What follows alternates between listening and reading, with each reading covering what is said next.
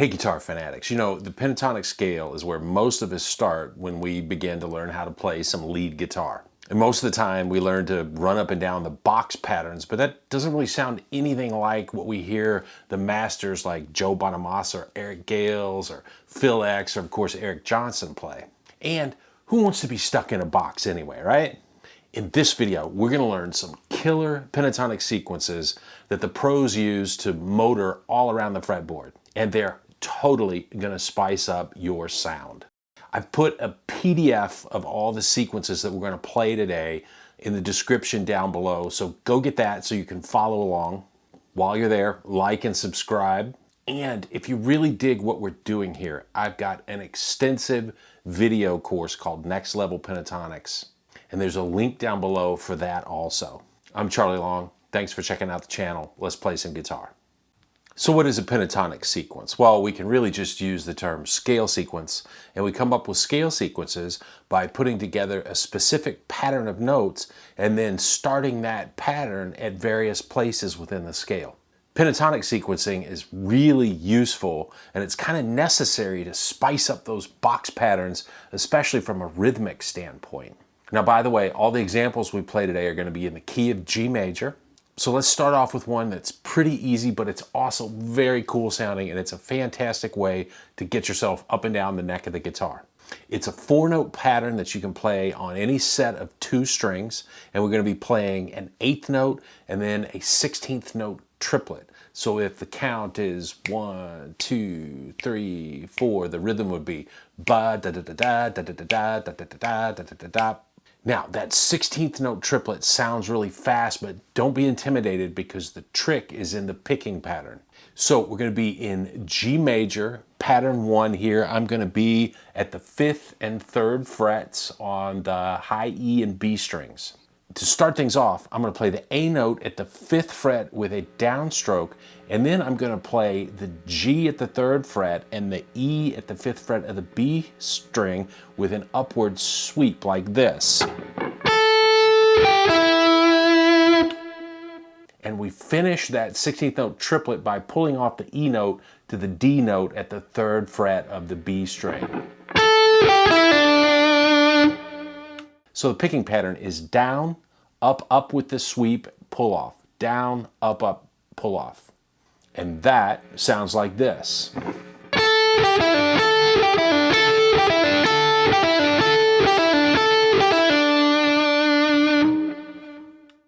So what we're going to do from there is we're going to move that lick from pentatonic pattern to pentatonic pattern.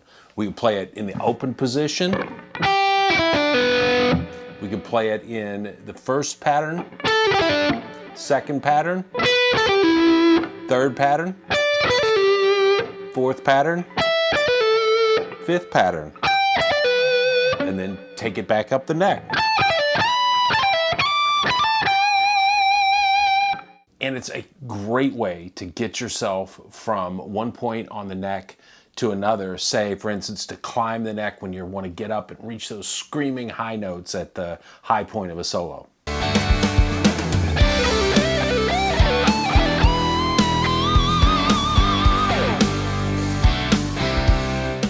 You can climb the neck really easy, and it sounds really dramatic with that rapid fire picking pattern. Now, of course, you can descend with that pattern, and you want to practice that also.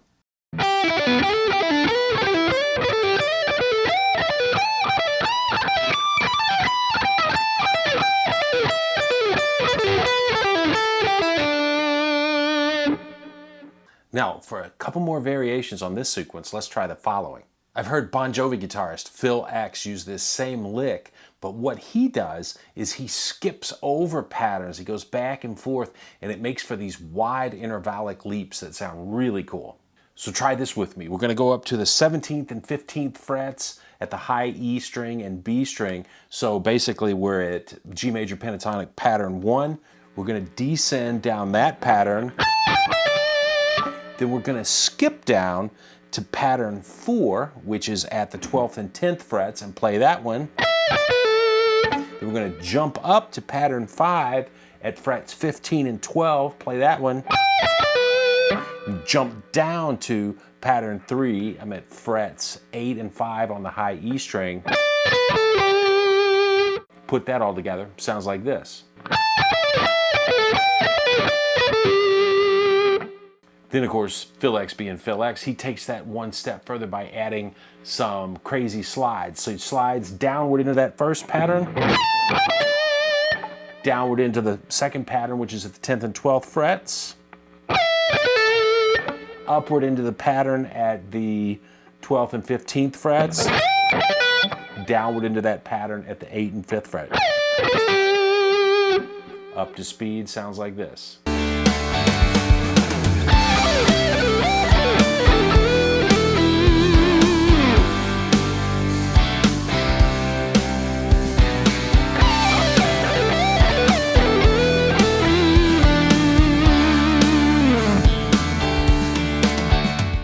So far, we've just been playing these licks on 2 strings, and we've been moving up and down from pentatonic pattern to pentatonic pattern.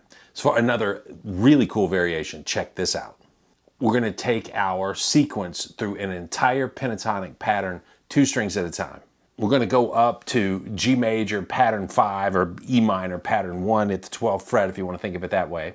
And we would play our pattern on the A and low E strings, the D and A strings, G and D, B and G, and lastly high E and B.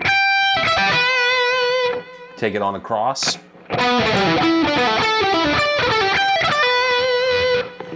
And we could do something like finish it off by ascending another pattern and sliding up into a higher note.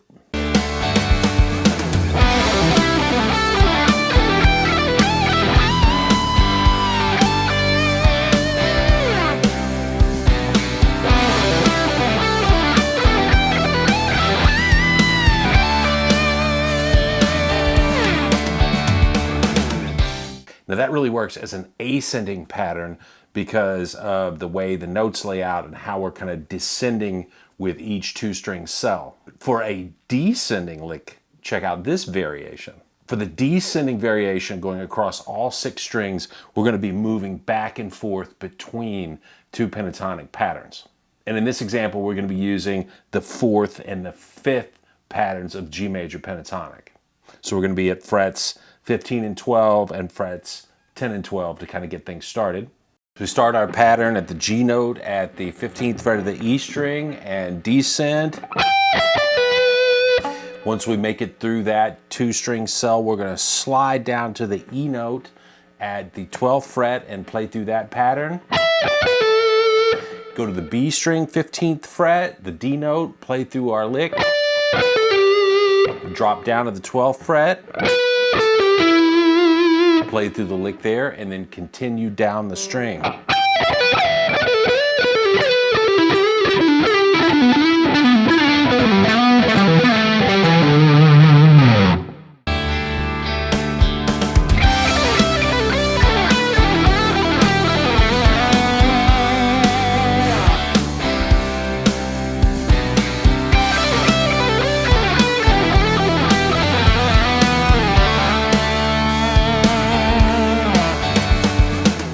Okay, so we've got a ton of mileage so far out of that first sequence, which really centers around a picking pattern. The next sequence that we learn is related, but it's going to cover 3 strings. This is a pattern that I first heard used by the great guitarist, keyboardist Tony MacAlpine. And it sounds especially amazing because of a wide interval skip in each pattern. Rhythmically, we're going to flip our first sequence on its head and we're going to play the 16th note triplet first. Let's start this sequence down at G major pattern 1 at the 3rd fret.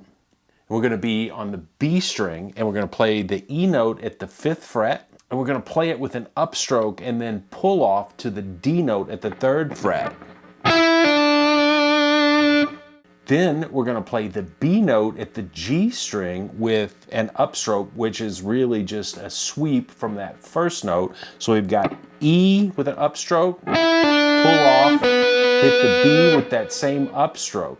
So we've got a sweep with a pull off in the middle, and we get that same snappy, fast pick attack sound. And then on to the really cool part of the pattern, We're going to do a string skip, and we're going to jump all the way over to the high E string, and we're going to hit the G note at the 3rd fret there. We're going to hit that with a downstroke.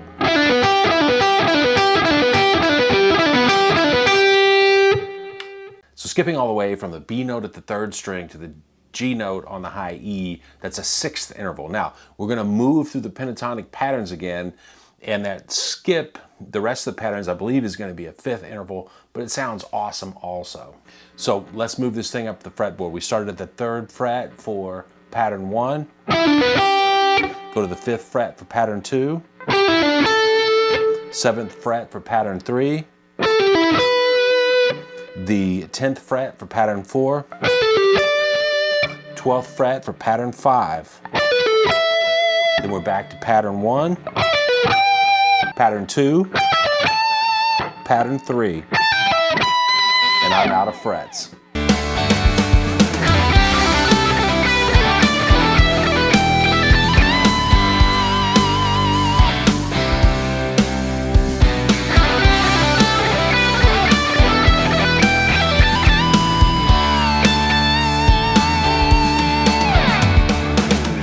It's just a great sounding lick.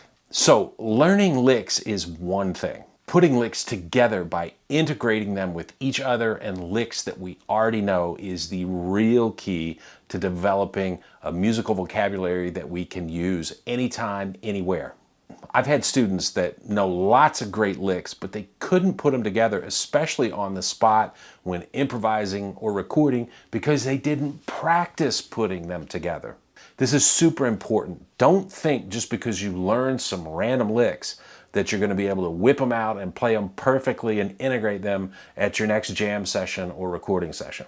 I'm not going to go too deep into this because I've got a video coming out soon on how to practice putting licks together. But bottom line, you got to practice combining your ideas. You also have to practice making up melodies that lead in and out of your licks.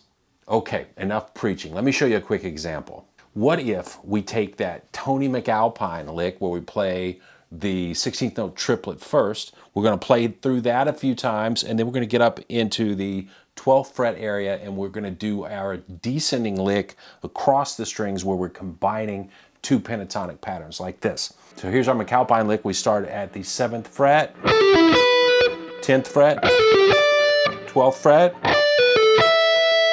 Now, I'm going to play the 16th note triplet to get into position from my next lick. And here comes the descending pattern where we move back and forth between 2 pentatonic patterns, the 5th and 4th.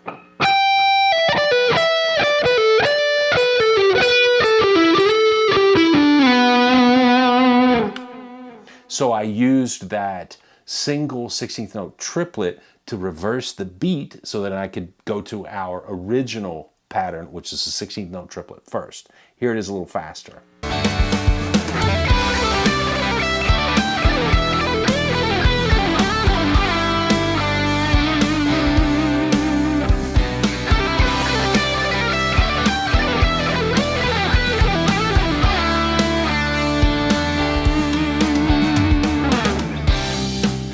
So really, the possibilities are endless. It's up to you to put on your creativity hat and go to the woodshed and see what you can come up with.